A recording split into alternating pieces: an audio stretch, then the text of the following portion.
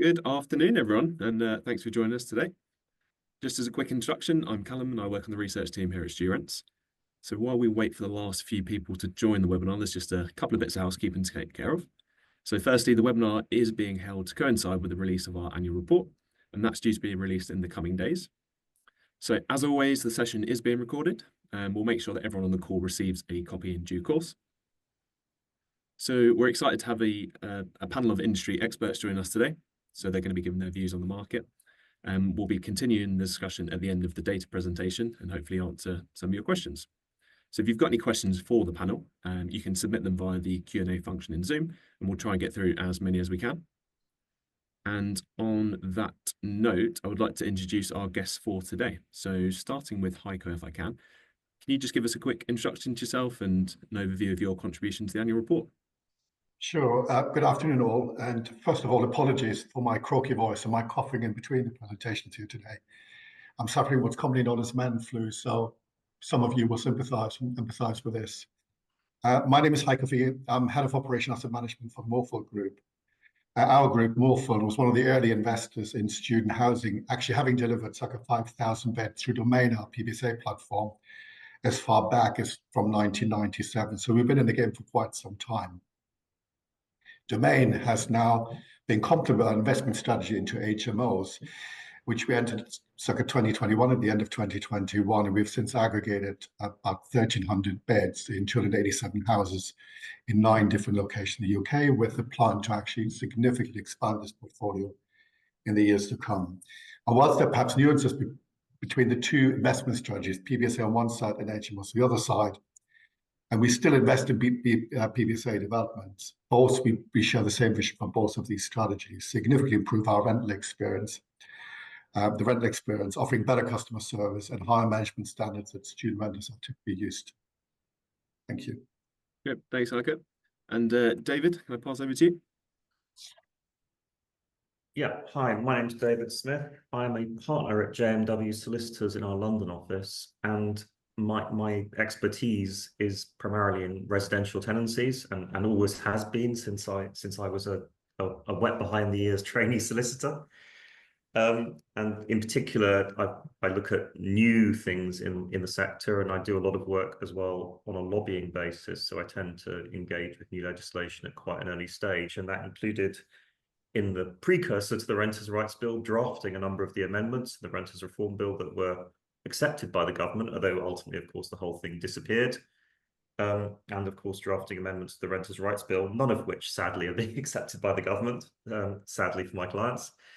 But my then main contribution to this report has obviously been about the Renters' Rights Bill and its putative effects on the sector. And it's certainly from a law perspective, and there are lots of other things going on, of course, quite an important area for the student sector. And of course, what makes it particularly challenging is that people are signing agreements now which will come into effect sometime next year, probably around September next year, whereas the Renters' Rights Bill will probably come into effect first, somewhere around the summer, and may in fact make some of the agreements that people are signing right now ineffective, or at the very least, it will change the scope of what those agreements are. And the reason for that is one of the key points about the Renters' Rights Bill, as it currently is that it changes the ground under your feet. It automatically applies to all tenancies that are in play at the time it comes into effect. So one of the big concerns for many student landlords will be, do they have an exemption? Can they structure their business such that they have an exemption? If they don't, then what percentage of their occupation agreements are going to be affected, and how will those be affected? And then the more complex issue that we have to guess about is whether this will make changes to the student market going forward and the way in which students relate to their accommodation and how they use it. Great, thank you very much. Over to Stephen. Hi, yeah, thanks, Callum. I'm Steve Clear. I head up the real estate and accommodation team here at UCAS. We predominantly help PBSA operators to engage with their target audience through using our verified third-party data. We also help investors and developers to identify target markets. And how we contributed to the report for this report was by identifying and talking about the Chinese placed applicants, by giving the split by region as opposed to just the overall numbers. So yeah, really looking forward to seeing the report. Awesome, thanks. And Brody? Yeah, thanks, Callum. Good afternoon, everyone. As mentioned, I'm Senior Acquisitions Associate at Fusion Group. Our contribution to the annual report came from a developer's perspective over the past 12 months. A key theme for us as a business at the end of last year was maintaining flexibility, and that's something we've carried very much into this year and no doubt into 25. Quick overview of the sort of 3 key areas. From an acquisition perspective, we've seen the fallout resulting from political and geopolitical uncertainty impacting site purchases and then becoming more complex. And the demand-supply narrative in some markets changed quite quickly and quite significantly. For us, the benefit of being privately owned has allowed us to structure deals and purchases in an individual manner, responding to individual vendor requirements, which has been positive. On the planning front, we've seen a further decline in local authority resource, which has caused various program delays. We've seen policy restrictions in certain cities impacting our mix and greater initial hurdles to PBSA as a use. What have we done to combat that? No different really to our default approach, but much earlier engagement with local authorities, communities and stakeholders, as well as universities, which has allowed us to harbour support from key voices in said cities much earlier, which in turn has and can influence our design and offer for our schemes in those locations. From a construction perspective, again, my colleagues are continually reviewing further regulatory changes, cost fragility, as well as a decreasing pool of contractors. And we are seeing timing constraints as a result of the gateway process. So again, early engagement with contractors, starting even earlier than it was before, with the aim of de-risking that delivery element as much as possible. Looking at 2025, our key focuses are as follows, really. Growing a real people-focused team with our operations platform. We have our first set of new beds on our current pipeline and portfolio go live next year. From an acquisitions perspective, maintaining a real laser-focused approach in where we want to buy and what we want to buy, and delivering the beds, the 11,000 beds that are in our pipeline. Our perspective remains the same. We see huge demand for high density living in vibrant communities across the UK. So quite excited by the year ahead. Awesome, thanks Brody. And last but not least, can pass over to Katie. Thank you. Good afternoon, Katie Robertson. I work in the Pan-European deal team at KKR, focusing on operational real estate and leading our efforts in PBSA together with our platform in Hebeo. We've been rapidly rebuilding our EU and European exposure to PBSA since 2022, having invested across Europe and UK for both core plus and value add funds. My contribution to the StuRents report focuses on the vital importance of data in terms of analyses of the macro landscape, investment underwriting, and operational performance. We're very fortunate in the PBSA sector that we have access to a huge amount of data to substantiate both demand and supply trends and drivers, but distilling conclusions between lagging data sets and mapping of data sets one onto another does remain a challenge, but one that's vital to face down for any market participant. Thank you very much. So we're looking forward to hearing from you all shortly and tackling some of the questions we've got coming in.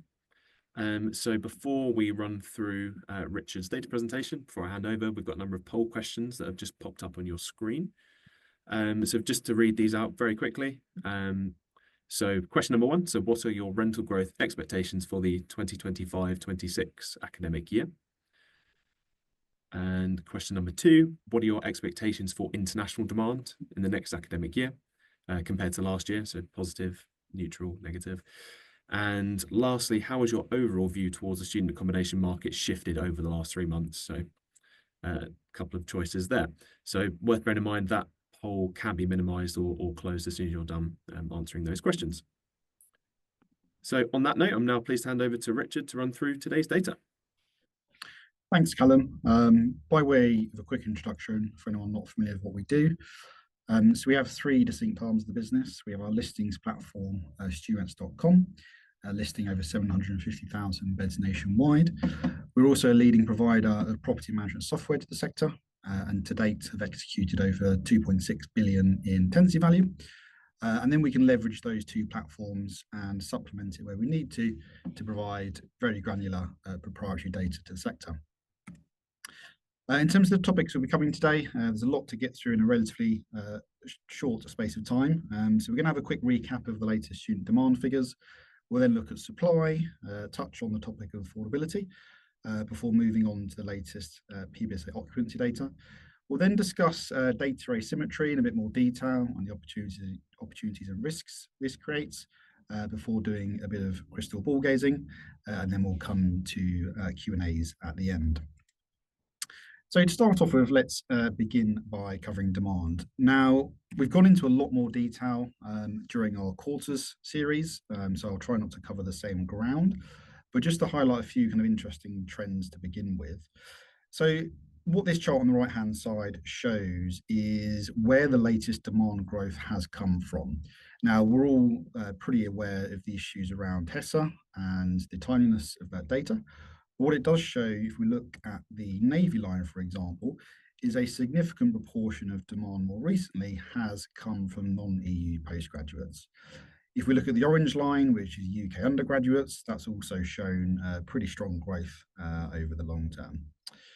Having said that, though, the latest OFS data, so Office of Students data, which covers England, does suggest that postgrad demand has started to drop away. And for the 2023 cycle, they were reporting a year-on-year decline of around 2.3%. Moving on to the latest data from UCAS now, and that's coming up to the 2024 cycle. The flight to quality trend is obviously well reported, but it is actually much more nuanced than sometimes the headlines first appear.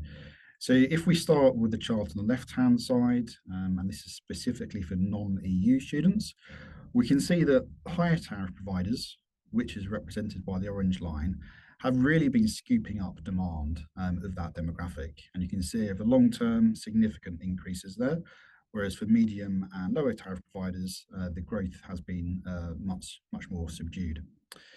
Having said that, though, if we then look at UK 18-year-olds on the right-hand side, we can see the trend is less pronounced. So whilst absolutely higher tariff providers have performed well over the same period, we can actually see that medium tariff providers in particular, again, over the long term, have actually seen pretty sustained growth. What is interesting from that particular data set is the volatility in those higher tariff providers, partly due to COVID, obviously. What it does show is that those higher tariff providers do find themselves in a position of strength and can obviously react to changes to the market more easily than perhaps medium or lower tariff providers can. Looking at postgrads in a little bit more detail, so this is actually OFS data again. What this really highlights is the level of volatility in the market. So if we take an example such as Portsmouth, which is the orange bars in this case, we can see the huge year-on-year swings as a location that were reported in the last couple of years. So if we look at the data for 2022, for example, an over 60% increase in a single year, and that swung to a decline with more than 40% in 2023. So really, I guess if we had to summarize demand for the most recent cycles, volatility would be the key word. And that does mean it has been much harder to predict demand growth. I think 2024 probably took quite a few people by surprise, particularly given that the 2023 cycle was pretty bullish. Moving on to the impact of currency next. Again, the impact to Nigerian students has been relatively well reported, but this data really highlights this point. So if we look at the chart on the right-hand side, the blue line represents changes to Nigerian naira. And what it's essentially showing is the cost of £1 since September 2022 has gone up by almost 350%. So a significant increase. And obviously that's making it much harder for students from Nigeria to be able to afford to come to the UK. In comparison, if we look at India and China, the other two lines in this case, also increases over the same period, so roughly about 10%. So not nothing, but obviously much more subdued relative to, again, the cost increases that Nigerian students have faced. So demand has certainly been volatile. So let's now look at the supply side of the equation. So what this chart is representing is the number of new PBSA beds delivered each year. And the 2024 figures are still provisional, but what we can see so far is we're looking at around about 11 or 12,000 PBSA beds delivered in time for the start of the academic cycle. That's not too dissimilar to last year, but we can see that is a significant slowdown compared to previous years. So if we go back to 2019, as an example, it was around about 37,000 beds added in a single year. And that does mean that going forward and historically, supply growth has very much been restricted. Looking ahead, that's unlikely to materially improve. So again, supply growth not likely to keep up with demand growth at a national level, at least. Looking at planning activity next, so we cover this quite often in our quarters webinars, but what we can see is that actually, whilst there has been a slight uptick in planning activity, so either the number of beds submitted or approved, and this particular chart is looking at the data on a 12-month basis, we are still at relatively low levels, historically speaking. Naturally, there's a time lag between when schemes are submitted and when they actually come through to complete. So again, that's feeding through into the slowdown in new beds, given the recent low levels of activity we've seen. Of course, though, there are local variations. So we've just picked out 3 locations as an example, so Bristol, Glasgow and Manchester. And those locations have seen an increase in planning. So if we look at Glasgow, for example, and this number's probably increased since this chart was produced, but we're looking at almost 8,000 beds submitted so far this year. If we look at Manchester and Bristol, equally, a significant number of beds being put forward, and that's up from 2 or 3 years ago. Affordability is a topic that obviously keeps coming up, so we thought it's worth looking at this in slightly more detail, and specifically focusing on domestic students. Now, what we've done in this case is actually looked at the cost of private accommodation. And what typically we find in the sector is that most commentators refer to the maximum maintenance loan that's available to students in England. The reality is, though, the vast majority do not receive that. So in this example, we've looked at a household income of £40,000, and obviously that means the maintenance loan available to that student is going to be lower. And then we've compared that to the average cost of private accommodation, and that's a blended average across HMOs and PBSA. And what the chart is depicting is how much of that maintenance loan is left on a weekly basis after rent, not including other living costs. So if we look at the latest data for 2024, we're roughly looking at, outside of London, around £8 per person per week remaining, and that's down significantly compared to about £27 in 2021. And that's primarily because maintenance loan growth has not kept up with rental growth. Now, for domestic students, one of the issues with that is there's no mechanism to adjust that going forward. And that means that increasing unaffordability of accommodation is essentially baked into the system unless we start to see rental declines or maintenance loan growth above rental growth. And that's probably unlikely given the broad positive fundamentals from a supply and demand perspective. Whilst most domestic students will live in the HMO sector when they return in the second and third years, and we'll see that again shortly, what it's worth just highlighting is the difference in prices being agreed, comparing domestic or British students versus those from China. So this is specifically looking at executed PBSA contracts, and we can see that those from Britain are looking £140, £160 per person per week, whereas those from China, a bit of a peak there, are about £210, £220 per person per week. And again, that really highlights the difference in price sensitivity between those two demographics. If we look at it as an average for UK or British students, we're looking about £176 per person per week, whereas those from China is more like £220, and this is outside of London. Moving on to PBSA leasing velocity. So again, I've mentioned previously that I think this year took quite a few by surprise, given the strength of the previous cycle. Having said that, if we look at our occupancy data, and we're collecting this data monthly across more than 20 locations, actually, we're not too far off where we were last year. So aggregated across all the data we are collecting, as of September this year, we're about 91.7% let, down slightly from 92.6% in the previous year. So again, broadly in line from a year-on-year standpoint. Having said that, we know anecdotally in the market that it's been a lot harder to reach that same position. So what that's led to is increased agency fees or commissions, for example, and higher costs. And obviously that's worth noting. What we also see from the data is that, again, from an aggregated perspective, studios do continue to let first. However, there are very much differences at individual cities. In some cities, we've seen an improvement in clusters, for example, whereas studios have struggled, or potentially vice versa. So some interesting trends playing out at a local level. As always, though, there are huge differences or variations per city. So the chart on the right, we've just picked a handful of locations from the survey, just to show or highlight the spread in performance. So if, for example, we take the lowest line on that chart, so City 4 in this example, and compare that to City 2, which is the highest line, as of March, just gone, then there was a 40 percentage points difference in letting performance. Which is obviously pretty significant. So having access to this data allows a user to better understand the strength of the individual market. As I mentioned, though, there are differences between clusters and studios, which is also worth noting.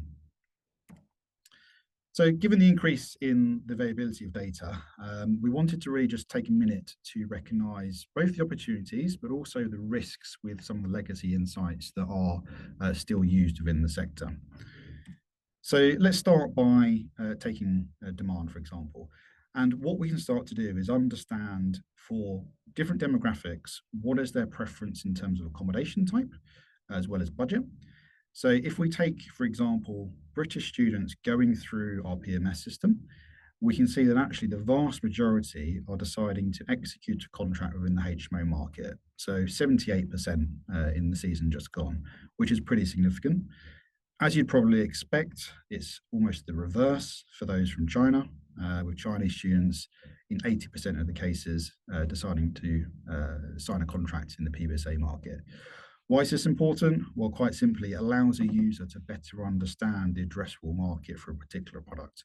And obviously that's can influence a decision, but also you can draw a different conclusion if you have data such as this available when running those appraisals.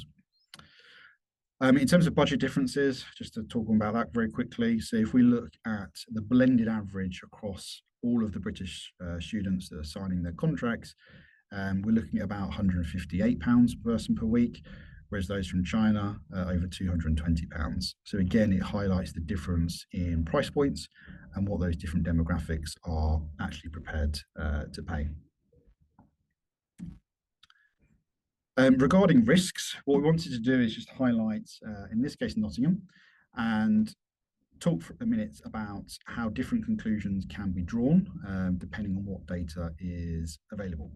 So if we take Nottingham and a traditional metric which is used in the sector, which is a student to bed ratio, we can actually see that for the season just gone, it still remains very positive. So we're looking at a student to bed ratio about 2.3. So someone with that on face value can conclude there are 2.3 students for every PBSA bed, and therefore that market is undersupplied. So that's one conclusion that can be drawn from a particular data point. However, if we look at the chart in front of us, we are going to get a very different conclusion. So what we're looking at here is the change in demand and the change in supply over time. So if we look at the blue lines, and we have various growth scenarios here, we can start to understand, between 2017 and 2022, demand was growing faster than supply, which is represented by the orange line. However, what we can start to see going forward is for the most recent cycle, so for 2024, it's now likely that supply growth has tipped the other way and is starting to outstrip demand growth. And then we can start to try and predict how that's going to play out in the next kind of 2 or 3 years. So as I mentioned, depending on what data you're using, you could potentially have a very different conclusion. And obviously that could be an opportunity, but also could be a risk as well, depending if that information is available. An increasingly important factor in this type of analysis is the impact of BTR. So it is still very nascent in terms of what data is available. But again, reiterating this point in terms of availability of information, what we can start to look at is how, again, you can draw a different conclusion. So the bar chart on the right is showing, if we take the orange bar to start with, the change in demand between 2017 and 2024. So over that period, roughly speaking, we're estimating about 12,000 additional students added to that market. If we consider just PBSA, then we're looking at less than 8,000 beds added to that market over the same period. So again, on face value, you can conclude that demand is growing faster than supply, which is a positive, again, if you're an operator or investor. Where it starts to get a bit more murky is when we then add BTR on top of that.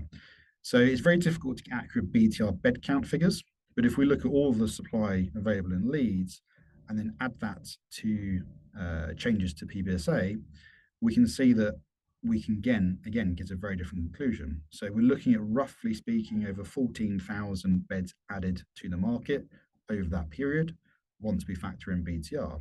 So on face value, you could conclude that actually supply is stripping or growing faster than demand, which is obviously a negative.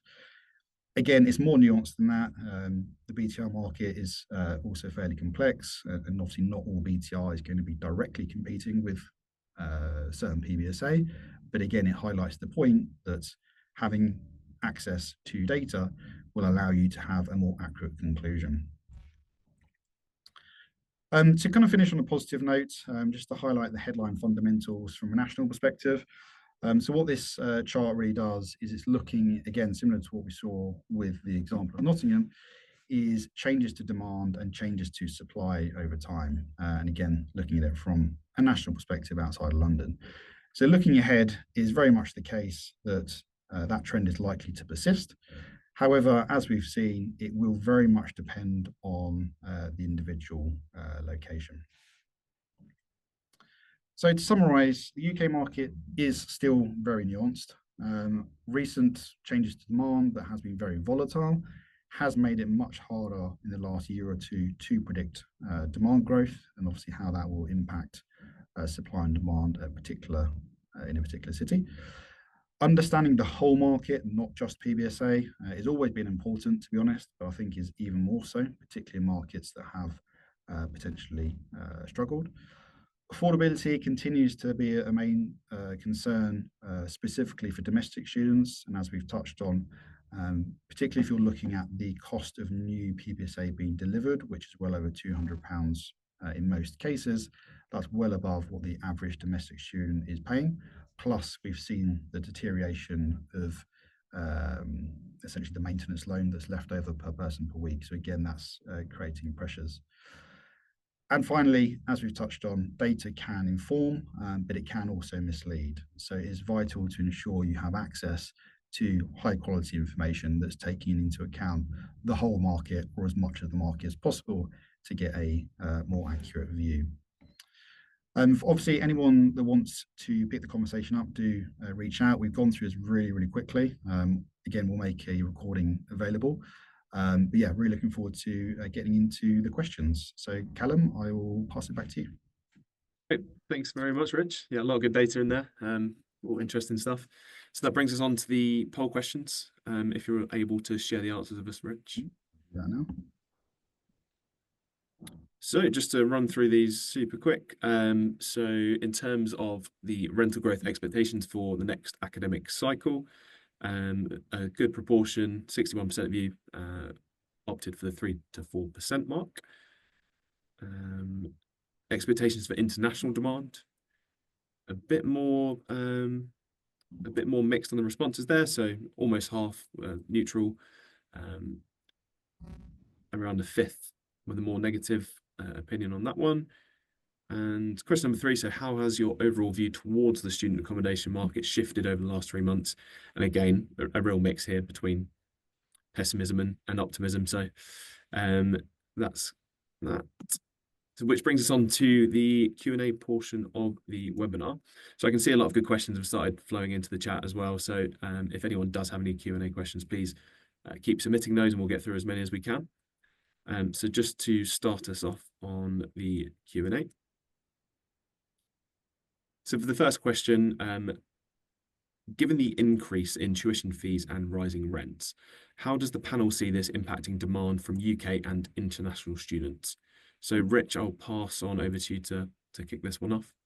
Yeah. So I think in terms of tuition fees, obviously the increase is, in the grand scheme of things, relatively small. I think from memory, when they were last increased the maximum amount, we did see a short-term blip in demand, but kind of post that period, domestic demand continued to increase. In terms of accommodation, where it starts to get a little bit more interesting, so again, it's data we've looked at in previous sessions, is the price point that students are actually searching for relative to the accommodation type. So what I mean by that is, I think for HMOs, the price points that were being viewed went up, I think from memory, around 8% year on year, whereas for PBSA it's a lot less. So it's one to keep an eye on. It's interesting because it suggests that there could start to become a ceiling at which point domestic students don't want to search much higher, which, yeah, again, is one we're going to keep an eye on. I think in terms, again, going back to tuition fees, it gets a lot of press, but again, what is actually interesting is in some locations, the cost of accommodation is actually more than tuition fees, yet it doesn't necessarily get the airtime that it probably deserves, to be perfectly honest. So again, that's something to be aware of. And Stephen, are you seeing any demand growth from alternative countries? So I think just touching on what Richard said there about this kind of domestic students quickly, I think one of the things we know is that over the last number of cycles, the opt-in to live at home has increased to sort of around 38% year on year. So looking at that from day 28, 2024, that was the kind of message come out from that. But when you break it down and look at the numbers behind it, it drops down to around 30% of 18-year-olds are opting to live at home. And I think what the data is telling us and what the kind of information we get is telling us is essentially that students will still want to live away from for university. I think the biggest thing is that their expectations around university will change. A lot more of them are expected to get a part-time job to help pay for the tuition fees and for the the cost of living crisis, which affects it. I think the tuition fees alone will not affect the number of students that apply. Obviously, internationally, there's another things that come into play, but certainly from UCAS perspective, our CEO Joe Saxton was out in Singapore pre-CNC, kind of talking about the importance of international students and making sure that is, a viable option for them. So I think international will, and we've seen from our October the 15th deadline that there's a slight increase up 1.3% year on year of applicants, and that's being largely driven by around a 4.7% increase in international. So I think the tuition fees alone won't deter people from going to university. I think their expectation of being at university will have to change, less social, more part-time work. But I think the other thing that our research shows us is that there is still a need for it and a demand for it, but they just expect more for their money. So the value they pay for something, they will pay more, but they perceive a higher value in it, which accommodation plays a big part in that, as you guys know. Yeah, great. Thank you very much. On to the next question. So with the renters reform looming, what is the panel's view on how this will impact rents for HMOs? Will supply leave the market potentially? So Heiko, any thoughts on that? Well, yeah, just a few. I mean, clearly it will have an impact. The challenge that we have, all of us now, is we don't really know what's going to come down the track, quite frankly. Unless somebody has more knowledge than perhaps we have at the moment, we may be in for a surprise, we may not be in for a surprise.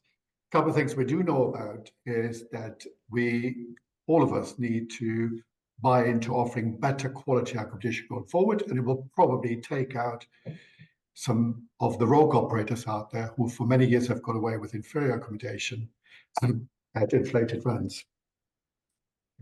I think that the way we look at it at Morphle is that we may very well have to realign the rental period post the decision that's been taken on Renters' Rights Act. And what I mean by that is that whilst historically, I think a student will arrive and rent from us an HMO from September onwards until the following August in a 51-week tenancy, I think we may have to bring this forward to an earlier date in order for it to align to the academic year of the institution that they may be visiting, that they may be studying at.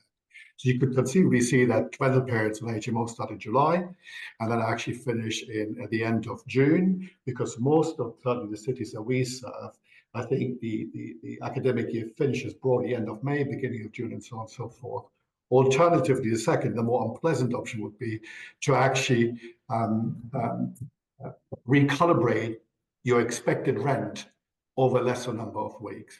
And that inevitably would mean that rents would rise for students, because somehow, as landlords, we need to compensate for the missing weeks, so to speak, that we may be experiencing by a student being able to give notice, relatively short notice, towards the end of their studying. Great, thanks, Heike. And David, any thoughts from you? Just, on the Yeah, point this is quite a leaving complex. the market. It's quite a complex thing. I think taking from Richard's last point is this issue of nuance. I think this will really increase the amount of nuance and the differentiation between different places. So talking to what Heike was just saying, I've already heard, in fact, I've seen a couple of universities are adjusting slightly where they put their exams and altering their university year a little bit, not a lot, but a little, to try and discourage students from leaving early and therefore leaving HMOs early. The other thing that's quite complex about this is because obviously there's no fixed terms, particularly for small operators who've got 1 or 2 HMOs, they're very nervous about whether they're going to be able to get these properties back to pass on to the next group of students. And they're also worried about students leaving partway through the year and leaving them with vacant property or vacant rooms they can't fill. But where that again then gets even more problematic is there's no ground for possession for 1 and 2 bedroom properties. They fall outside the remit, and in some parts of the country 1 and 2 bedroom student properties are quite common, so those properties might disappear from the sector, pushing students into different property types. And then I think it comes down to where people have choice. Quite a lot of HMO landlords I've spoken to who have a choice will move their HMOs into other areas where they might get a slightly lower return, but they'll also get slightly less headache, and so that will lead to stuff leaving the sector. Whether other people then pick up that option is another matter. I mean, what's really interesting about the government's perspective on this is that the government takes the view that over the longer term, there will still be broadly the same number of renters for roughly the same number of property. What they're not really taking into account or thinking about much is that those renters and that property may not be in the same place and available in the same market sectors. And I think that's the sort of elephant in the room, and why I say nuance becomes critical around this whole piece. Great, thank you very much. So kind of a question around HMOs. Is it viable to provide license agreements for HMOs? So I guess, David, you're probably best That placed sounds like a full-on law question. Yeah. Yes, but, and it's a big but, they are legally slightly more complex. They have a very negative portrayal within enforcement bodies like local authorities and with the courts. So if you want to do it, you have to do it as a serviced accommodation piece, which means you need to be providing a service that means it's not a tenancy anymore, because you're having routine access. And the most common is regular, by which I mean weekly or bi-weekly in-room cleaning. Some operators, some operators will be doing that already. Some will find it very easy to shift to that scenario. Others, I'm not sure the economics will work for them. It kind of depends on the distribution of your properties and whether you have the available staff or contractors to do the work and at what price. So, Heiko, any thoughts on that? Well, nothing more than what David has already suggested. I don't think it's a route forward, quite frankly, because I think it's going to be very, very difficult to prove, unless you generally service, as David just described, that it is not actually disguised tenancy agreement that's just been worded and named a license out there. I don't think we look at this as an option to be able to get away with. I think one thing we want to remind ourselves, there's a lot of good stuff in the registry. So it's not just all negative. And I talked earlier about the quality of accommodation that will inevitably improve. It might drive out some more rogue operators out there to give those who genuinely believe that they should offer better opportunity to students renting it or the opportunity to be able to get into that market out there.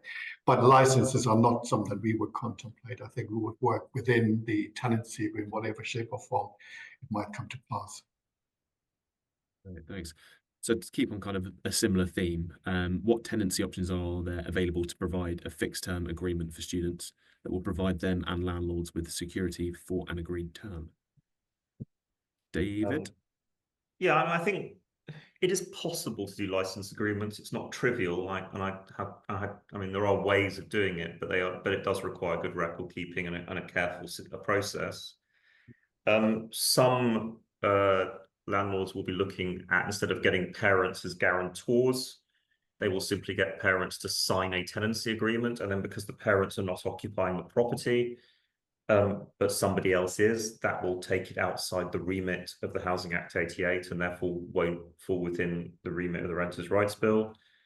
Some landlords who have got a lot of overseas students will look at a slightly more complex device called a premium lease, which is where you basically charge a rent of £1 a month, but then you charge a premium for the granting of the tenancy in the first place, which just so happens to be roughly 12 months rent. And so you bring your fixed term back. So effectively, it's like when you purchase a flat and you buy a 100-year lease of a flat, and you don't pay very much ground rent, but you pay a big sum for the lease in the first place. It's the same kind of deal, but much shorter for a year. I know that some people will look at that, but that obviously really only tags the well-heeled overseas market who are going to be prepared to pay you a year up front. The other thing that makes this again more complicated, the government is talking about rent in advance and is thinking about banning rent in advance altogether, which will make potentially the overseas market far more complicated for many operators who tend to take rent in advance because of uncertainty. And then the last thing that makes it very fascinating at the moment is the PBSA exemption, which has been talked about. And the legislation already exists for this. It always did, but it's all based on statutory instruments. And the government has been very cagey about what it actually means by PBSA exemption. And if you go and talk to a lot of PBSA operators, lots of them will say, oh, sure, we're PBSA. But actually getting them to define what they mean by that in words that you could use to write a piece of legislation is quite difficult. And because a lot of student accommodation isn't truly purpose-built. It is built as accommodation, and it might go into the BTR sector, it might go into the student sector, and it happens to go into the student sector because that's where the return is when it's complete. But you couldn't honestly say it was built from day one as being student accommodation. And so does that count as PBSA? If it was already built as a block of offices and I convert it to student accommodation, is that purpose-built? So the government's been a bit odd about talking about PBSA exemption and made it sound like this amazing thing, but it may not be amazing for everyone. Great. Thanks, David. That actually leads us really nicely into the next question. So someone submitted, are the lines blurring between co-living, PBSA and BTR schemes? How are you factoring these alternate asset classes into your supply and demand analysis? So Katie, over to you. Have you got any thoughts on this one? Yeah, absolutely. So I think in terms of headlines, I think the answer is yes, we are factoring them into analyses. I'd touch on co-living, HMO and BTR. I appreciate, HMO as always being an underlying segment of the market and the other two are newer. It depends. It's incredibly nuanced by market. Leeds has been mentioned, for example, but I think you really have to get under the skin of what the delivery of both PBSA and HMO looks like in these markets, but also what the demographic breakdown of your kind of target student pool is, what the affordability looks like, and then how do those preference of that, target universe map onto what is being provided, and then over what time period. And the other point to mention is that actually the sort of impact of these various different asset classes is going to be felt and is going to adjust over a different time period, one to the other. So, for example, co-living and BTR are kind of coming forward in the coming years in many of these markets. Some are being delayed by the fact that these are tall buildings, which are subject to gateway, which is pushing out deliveries of some of these types of schemes. On the other end of the spectrum, we're seeing increasingly and anticipating that there is an element to which we can expect HMO to be retired from the sector, either as a result of landlords, exiting the market because of, financial constraints due to, legislation that may make, leasing on a 51-week basis less viable, but also because of ESG legislation, around minimum EPC rulings. So I think it is very easy to create a blanket rule in terms of your supply demand analysis, but actually it depends on your market. It depends on your target demand pool.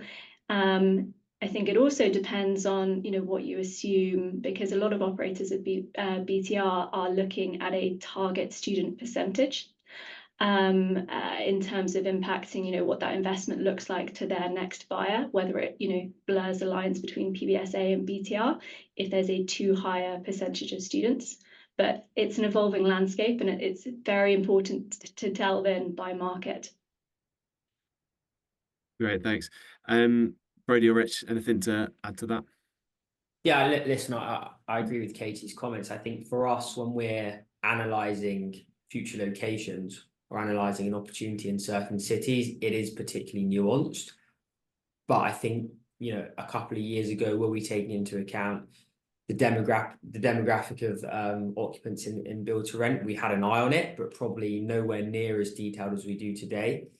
Certain cities, the PBSA pipeline or development pipeline looks potentially quite weak, and the demand very strong. But when you start to peel the layers back slightly, there is a large proportion of students living in build to rent, which has an impact on the overall demand supply situation in said city. I think for us as a business, the lines are certainly blurred. We, as a living business, are quite encouraged by the evolution of co-live.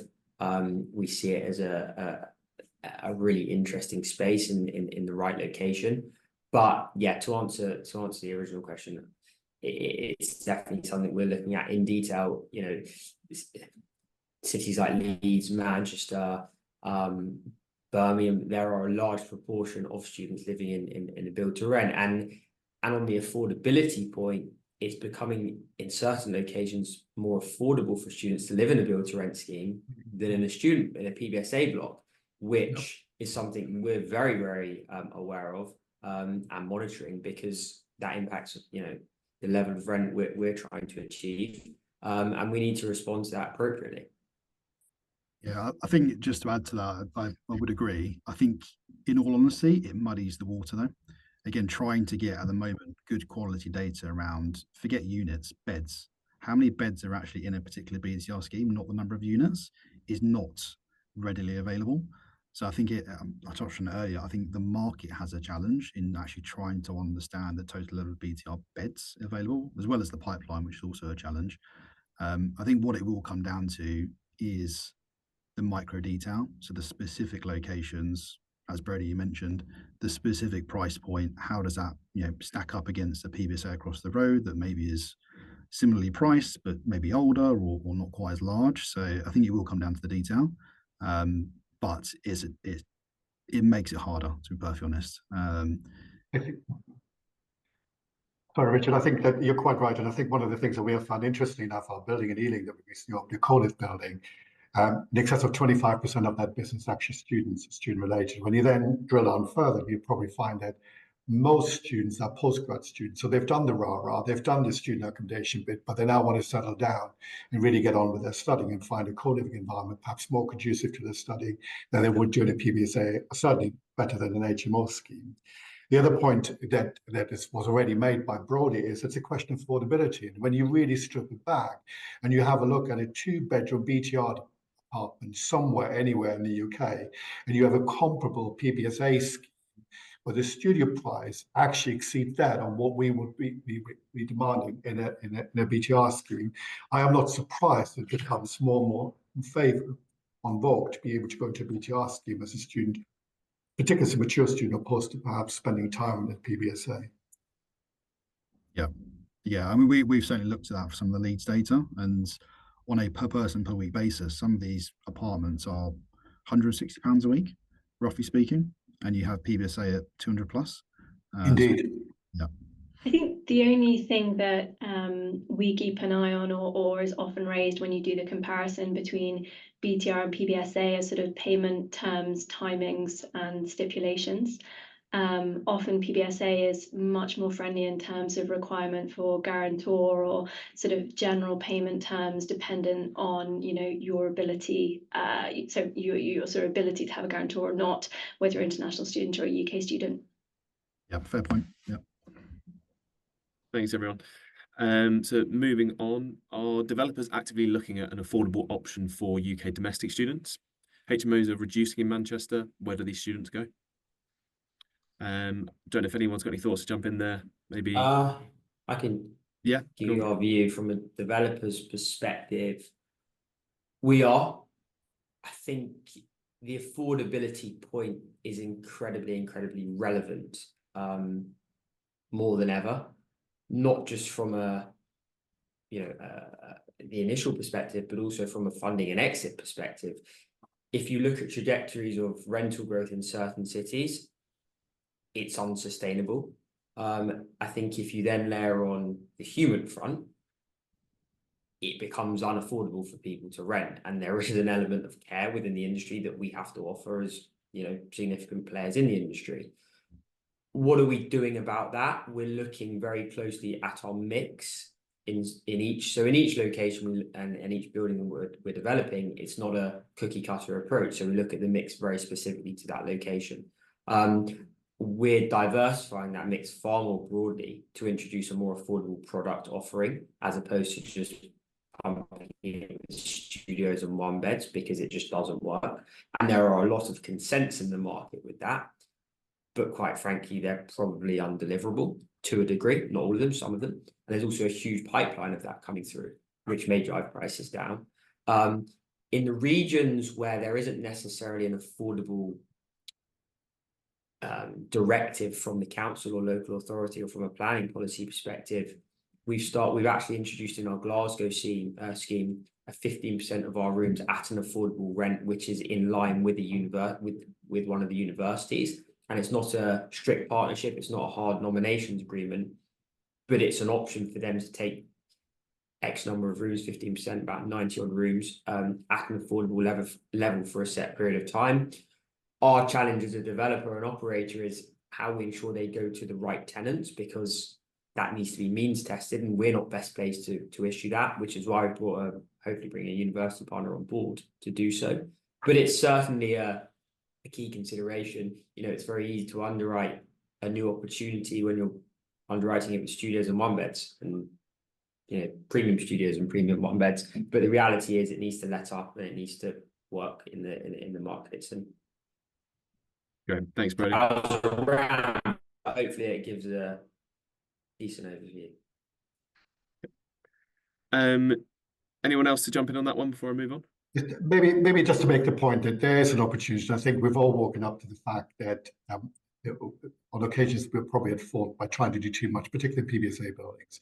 We're trying to create these most glamorous environments because we think we can outperform our competitor down the road by adding things to the buildings that are actually, in the long run, extremely cost expensive. We're not really sure that they add value to either. I'm talking about, you know, the old cinema rooms. I'm talking about these elaborate gyms we're building, and all sorts of other good stuff we're putting in there. So if we're really serious about being able to offer affordable rents for students, frankly, we need to take some cost out in the development of the building in the first instance, and then ongoing in some of the operating costs of the building as well. So there is a case to be made for PBS Lite, perhaps, where some of these frills and thrills are not necessarily offered there, to be able to manage friends' expectation to a level that students can actually afford. And I think we will see some of that coming through in the coming years. So I'm absolutely certain about it. Yeah, that makes sense. Another aspect which can really make the difference in terms of the ability from a investor or developer perspective to deliver affordable product is, as Brodie touched on, is having a hard university agreement, because that fundamentally changes the kind of characteristics and nuances of your investment, from the exit perspective, looking at your exit and what a core buyer might be looking at and their perception of risk. So having long-term university agreements which are set at sustainable rents is a really interesting way of kind of creating that affordable investment. That is assuming that the universities haven't built themselves oodles of accommodation that they're trying to occupy and just as much struggling with. But may I please make one more point, if you don't mind, Katie? It's when you look at the HMO portfolio and the HMO, the way they're being run, I think we will get into a time where perhaps the all-inclusive bit will no longer take place. Certainly, at the moment, all of our HMO portfolio, all bills are included. So we are actually taking a guess at what the utility consumption is going to be of the building, what water is going to be, and so on and so forth. And somehow we need to build in our rent expectations out there. I can certainly see a time where this is no longer the case. We do what perhaps the individual HMO owner does and says, look, I'll rent you the room, I'll rent you the house itself.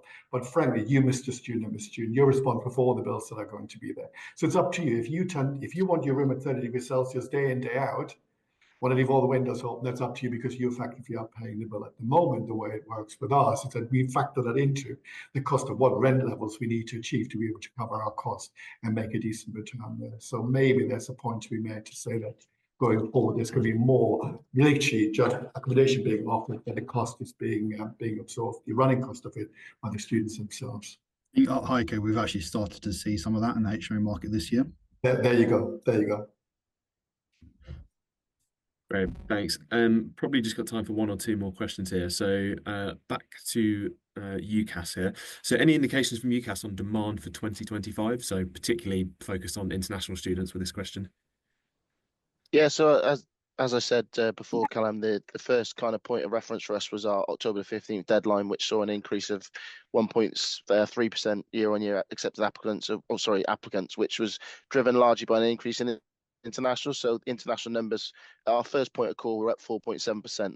So I think it is, again, an area where we're keen to keep developing. We've got a huge international team that are outreaching all the time to encourage international students to the UK. I think, as someone alluded to in the Q&A about the US election result, I think that could have an impact on international student numbers. And I think the biggest thing we can say is that UCAS as a charity are out there saying that international students are more than welcome in the UK, and we're trying to increase our numbers. So I think international, when the end of cycle report comes out in mid-December, I think the numbers will be slightly up year on year, or stable certainly. And then looking ahead to 2025, I do see an increase largely from non-EU. EU has declined ever since Brexit, but I think certainly non-EU is increasing. Awesome. So I think that, kind of running out of time now. So we'll probably stop there. We've had an awful lot of questions come in, so we'll try our best to go through the Q&A function and kind of get back to you with any outstanding questions and answers that we can provide there. So that leaves me just to say another big thanks to Rich and the rest of the panel. Thank you for your comments and Q&As. Thank you for joining the call. I hope everyone has a good rest of the afternoon, and we hope to see you all again soon. Thanks, everyone. Cheers all. Cheers, thank you. Cheers, thank you.